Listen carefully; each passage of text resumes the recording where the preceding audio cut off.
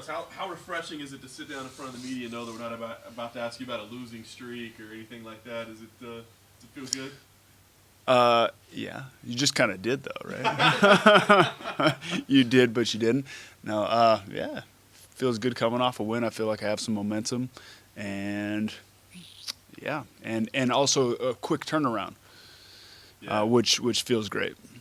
Was that something you pushed for? Because there's been some big gaps in your fighting. Was that something you said, I gotta keep momentum going? For sure, definitely. Like coming out of the last one, I felt healthy, was ready to get right back into camp, hit the ground running.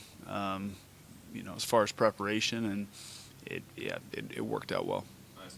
How about Fight Island? I mean, was that something that you would you have rather be in Vegas? I guess it seems like a heck of a lot easier. Do you like this adventure? No, I like it for sure. I mean, coming out to an exotic place and getting to fight, and it's a lot of fun.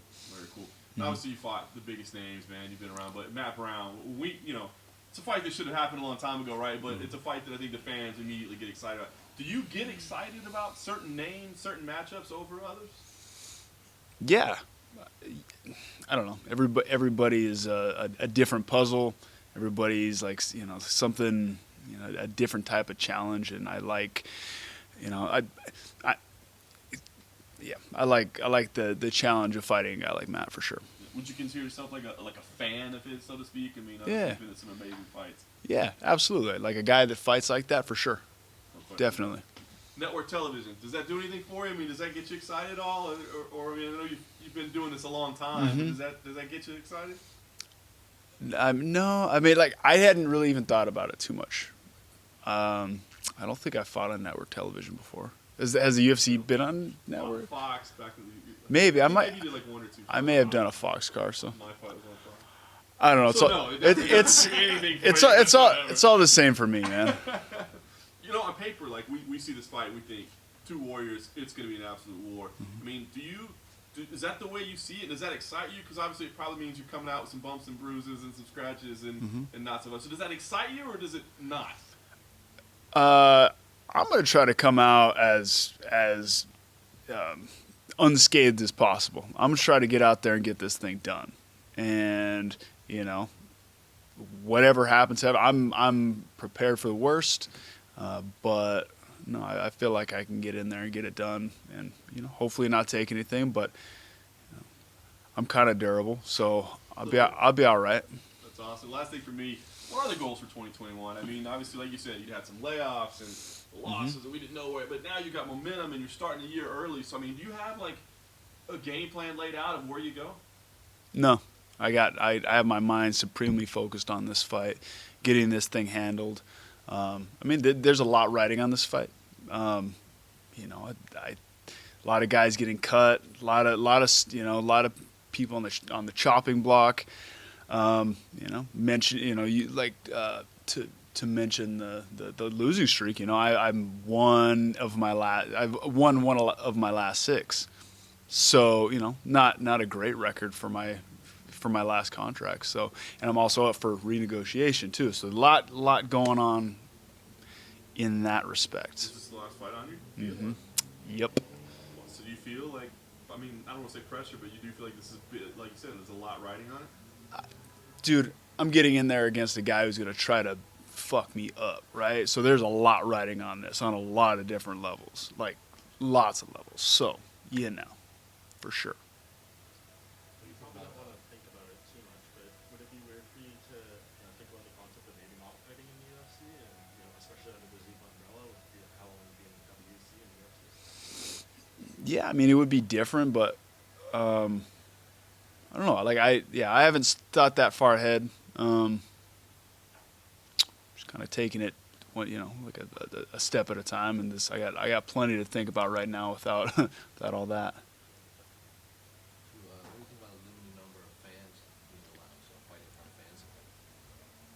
It seems cool. Like I don't know. I kind of liked not really having too many people, but I don't know. I don't know. Matt was in here earlier, and he said pretty much before every single fight he retires, at some point in camp he just doesn't want to go through the camp anymore. Have you ever had this thought? Yeah. Sorry. My bad. Yeah. I definitely have. At different points in my career, I've like, especially fight week. Not anymore. It's been a while since I've been like, consumed by anxiety. Like, why the hell am I even doing this? But there's been times in my career, and this was years ago, where I'm like, God damn it, this is so unpleasant to like just dealing with the nerves of fight week. Matt said he's also been thinking a lot about like health down the road lately. Is that something that you're also thinking about a lot, like at this point in your career? I have for years. It's something that I've thought about for a long time. And I mean, if we're realistic about what it is we're doing, you have to, right? Like, like we have. I mean, we're maybe me and him are old for fighters, him and I, but like as people, we're not that old, like for humans.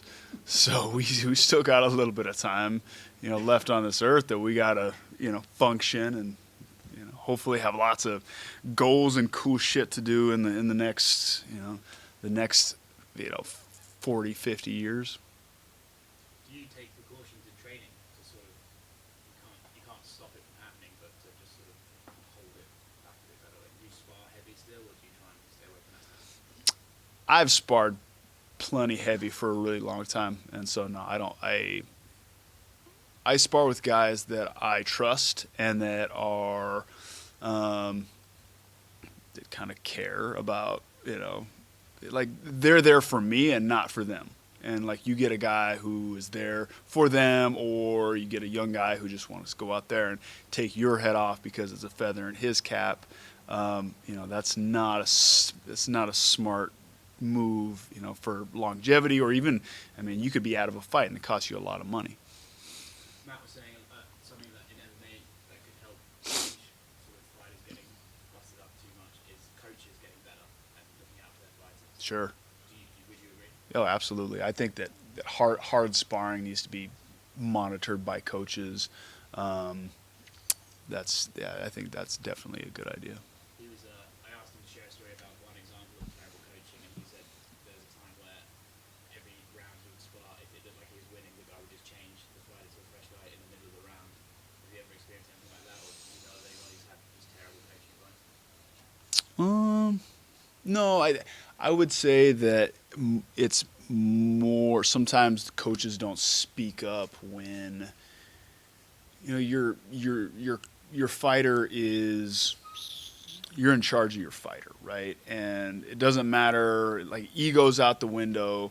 It doesn't matter if you're trying to get your fighter to the fight, as unscathed as possible. And sometimes I've seen coaches not speak up and let their guy get smashed, and how that doesn't really do anybody any good. Matt said he feels like he's going to run through you and that your skills aren't comparable to his. How do you feel about your skills compared to his? I think that's, hey, I'm glad he's confident. I'm gonna fuck him up though. I'm gonna finish Matt Brown. Early? I doesn't matter. I'm gonna fuck him up.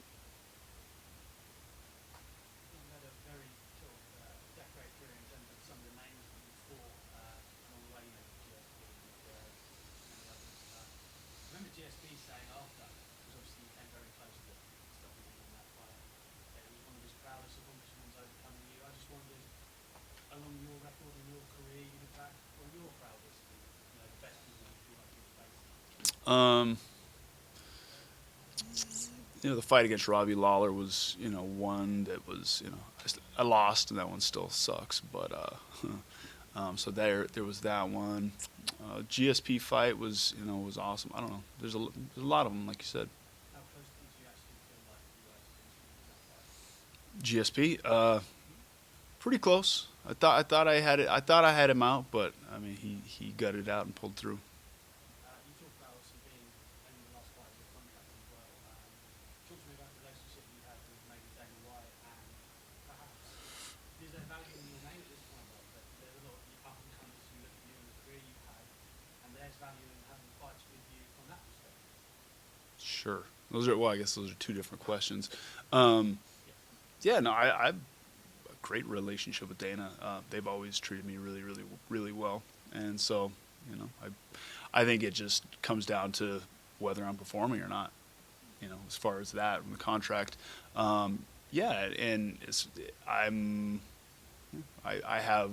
done what I've done in the sport, and yeah, but when I was up and coming, I always wanted to fight guys who had something that I wanted. I was always looking to climb, right? And so, you know, somebody fighting me and having wins over me, yeah, is in depending on where they're at in their career is a step, or it's a you know, it's a notch in their belt or whatever. What would you say to a young you? Would you say go follow the UFC, or would you say no, be a boxer, be a librarian, be a chemist, do something else? Not a boxer. Maybe, I don't know. I don't think I had any other choice. Like I was locked into this from pretty young age, and I didn't have. Just the path that I was on. I was.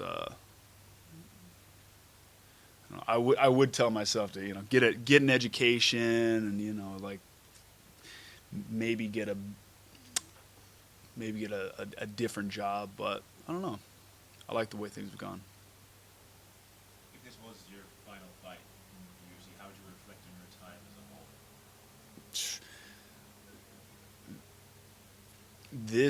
whole? The whole journey has been absolutely incredible. Like, I never expected, like, when I first started out, this wasn't a sport. This wasn't like a thing anywhere near what it is today. So, you know, I was just having fun. I got to fight. I got to spar. I did it because I loved it. And it's, you know, I've got to travel the world and, you know, do my thing and have a career and, you know, make money and make this my job. I mean, it's been amazing. Met all kinds of cool people. Had a bunch of great experiences. It's been awesome.